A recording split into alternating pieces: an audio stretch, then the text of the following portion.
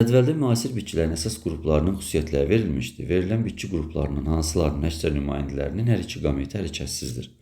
Hər iki qameti hərəkətsizdir deyirsə, yəni biz burada erkək və dişi qametləri götürürük və hər ikisi də hərəkətsiz olsun.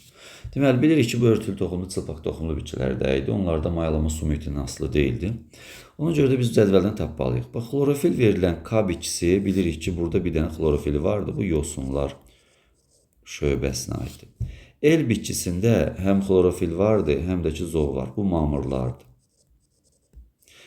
M bitkisi nədir? Bəs M bitkisində əlavə kök yaranıb ilk dəfə və burada da görürük ki, qıcı kimilərə aid. Qaldı N və S bitkimiz. Bunlarda toxum yaranıbdır. N çılpaq toxumludur. Bəs digəri S bitkimizdə də dişici yaranıbdırsa, artıq bu da örtülü toxumlu bitkidir. Yəni biz hansını tapdıq? N-i, bir də S-i tapdıq ki, onlarda olmur. N və S erkək qametlər, dişi qametlər, yəni hər iki qamet hərəkətsiz olur. Düzgün cavab N, S.